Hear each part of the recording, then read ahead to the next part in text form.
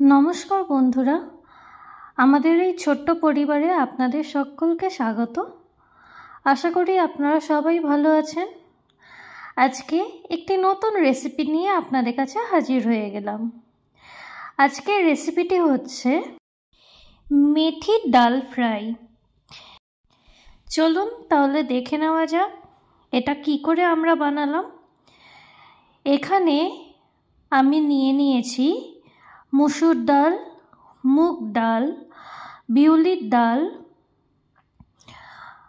মটর ডাল আর ছোলার ডাল। এই 5 রকম ডাল দিয়ে আমরা এই মেথি ডাল ফ্রাই রেসিপিটি বানাবো। ভীষণই টেস্টি হয়, বন্ধুরা অবশ্যই একবার বাড়িতে ট্রাই করে দেখতে পারেন। প্রথমে এই ডালগুলো খুব ভালো করে আমি জল দিয়ে ধুয়ে নেব।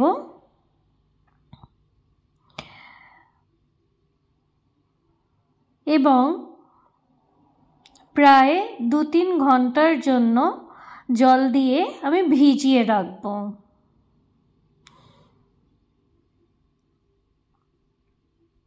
এখানে আমি একটা থালা দিয়ে ঢাকা দিয়ে রাখলাম। আজকে আমরা একটি এশিয়ান শপে গিয়েছিলাম। সেখানে ভারতীয় অনেক খাবার দাবার বিক্রি হয়। একদিন অবশ্যই আপনাদের কাছে নিয়ে আসব একটি ভিডিও করে। সেখানে এই রকম মেথি শাক পেয়েছি, একদম ফ্রেশ, তাই আর না নিয়ে থাকতে পারলাম না। শীতকালে এই মেথি শাকটা বেশ ভালোই ওঠে আর খেতেও দারুণ লাগে। বিদেশে যদিও শাক বেশি পাওয়া যায় না পালং শাক ছাড়া, তাই এই মেথি শাক যখনই আমি দেখলাম নিয়ে নিলাম। শাকটা আমি ভালো করে পরিষ্কার করে নেব জলে। এদিকে আমি একটি প্রেসার কুকার চাপিয়ে দিয়েছি। ডালটা ভালোভাবে সেদ্ধ করে নেব। পরিমাণ মতো জল আর নুন দিয়ে আমি হুইসেল লাগাবো না, হুইসেল ছাড়া আমি সেদ্ধ করব। কেন হুইসেল লাগাবো না সেটা একটু পরেই আপনাদেরকে দেখাবো। পরিমাণ মতো আমি নুন দিয়ে দিয়েছি আর এইভাবে ঢাকনাটা দিয়ে দিলাম। প্রায় 5 মিনিট পরে দেখুন এইভাবে ফেনা উঠছে। এই ফেনাগুলো যাতে ডাল থেকে আমি বের করে ফেলে দিতে পারি, সেই জন্যই আমি হুইসেলটা লাগাইনি। এই ফেনাগুলো আমি ভালো করে বের করে আমি ফেলে দিলাম।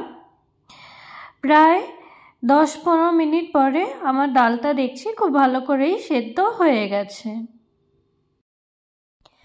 ভালো করে আমি ঘেঁটে নিচ্ছি হাতা দিয়ে আর একটু স্ম্যাশ করে নেব, যাতে ডালের মধ্যে থিকনেসটা আসে।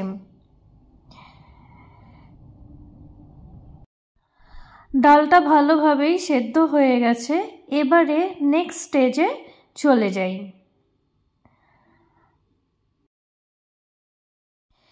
আমি এখানে একটি প্যান বসিয়ে দিলাম।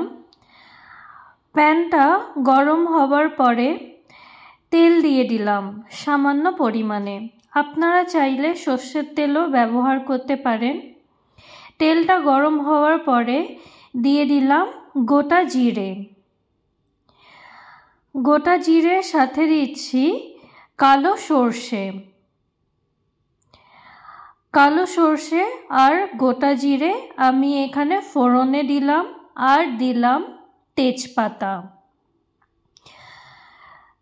ফোড়নটা একটু গরম হয়ে যাওয়ার পরে আমি এখানে দিয়ে দেব আদা ও রসুন কুচনো। ফোড়নের সাথে আদা ও রসুন একটু ফ্রাই করে নেব। খুব লাল লাল করব না, সামান্য ফ্রাই করব। এরপরে আমি দিয়ে দিচ্ছি পেঁয়াজ কুচনো। এইভাবে আমি কুচিয়ে নিয়েছি পেঁয়াজটা।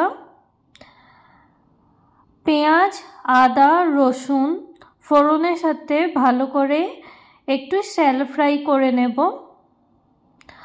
অল্প করে নুন দিয়ে দিলাম যাতে পেঁয়াজটা ভালোভাবে ফ্রাই হয়। এখানে আমি ঢাকা দিয়ে দিলাম। প্রায় 2 মিনিট পরে আমি ঢাকনা খুললাম। দেখুন অল্প অল্প লাল হয়েও গেছে পেঁয়াজটা। এখানে আমি দিয়ে দিচ্ছি একটা টমেটো কুচনো। আবার এটা ভালো করে ফ্রাই করে নেব। এখানে কিছু কিছু মশলা দিয়ে দেব। তার মধ্যে দিয়ে দিলাম হলুদ গুঁড়ো, কাশ্মীরি লাল লঙ্কার গুঁড়ো, আর দিলাম সামান্য বেশি পরিমাণে ধনে গুঁড়ো। মশলাগুলো যাতে পুড়ে না যায় সেজন্য অল্প জল দিয়ে মশলাটা আমি একটু ভেজে নেব। পেঁয়াজ, আদা, রসুন আর টমেটোর সাথে।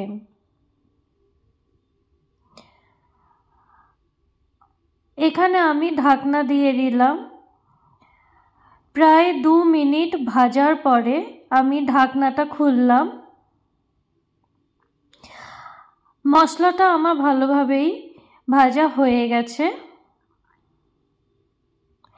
এরপরে আমি দিয়ে দিচ্ছি গোটা লঙ্কা আর দিচ্ছি ধনে পাতার ডাঁট আছে সেই ডাঁটটা সেদ্ধ হতে একটু সময় লাগে। আর জানেন তো বন্ধুরা, ধনে পাতার ডাঁটেই কিন্তু বেশি ফ্লেভার থাকে, পাতাতে নয়। তাই ডাঁটটা আমি আগে থেকে দিয়ে দিলাম যাতে সেদ্ধ হয়ে যায়। ভালো করে মিশিয়ে নিয়ে এখানে দিয়ে দিচ্ছি কসুরি মেথি। কসুরি মেথিটা আমি দিয়ে ফ্রাই করে নিলাম।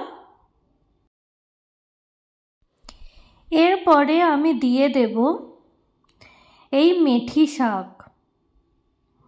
মেথি শাকটা আমি ভালো করে পরিষ্কার করে রেখে দিয়েছিলাম, সেটা আমি এখানে এই মুহূর্তে দিয়ে দেব।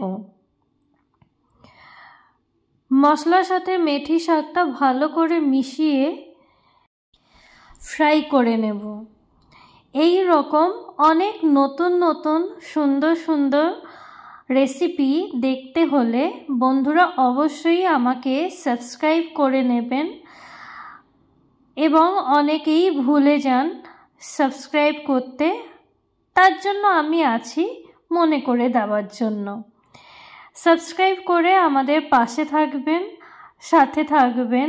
পাশে থাকা বেল আইকনটি অবশ্যই প্রেস করে নেবেন যাতে যখনই আমরা নতুন নতুন ভিডিও আপলোড করব আপনাদের কাছে নোটিফিকেশন আগে থেকে চলে যাবে।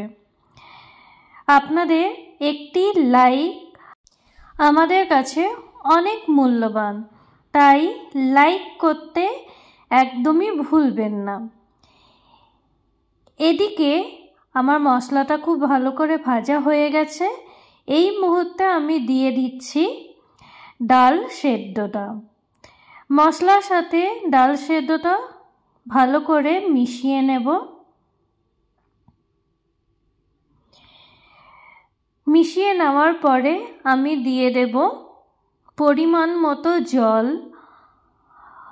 ও নুন। জল দেওয়ার আগে আমি এই হাতা দিয়ে একটু ভালো করে স্ম্যাশ করে নেব যাতে থিকনেসটা আসে। বিশ্বাস করুন বন্ধুরা, ভীষণই ভালো হয়েছিল এই ডাল ফ্রাইটা খেতে।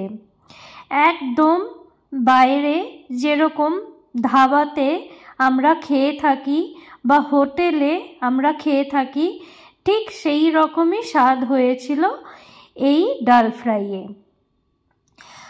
পরিমাণ মতো আমি জল দিয়ে দিয়েছি। জল দিয়ে আমি এবারে ঢাকা দিয়ে দিলাম। প্রায় 3 মিনিট পরে আমি ঢাকনাটা খুললাম। আবার ভালো করে নেড়ে চেড়ে নিচ্ছি। এখানে আমি ওভেনের ফ্লেমটা একদমই মিডিয়াম করে দিয়েছিলাম। ভালো করে নেড়ে চেড়ে নেওয়ার পরে আমি দিয়ে দিচ্ছি একটু নুন। নুনটা অবশ্যই কম দিয়েছিলাম আগে, তাই আমি এখানে পরিমাণ মতো নুন দিয়ে দিলাম।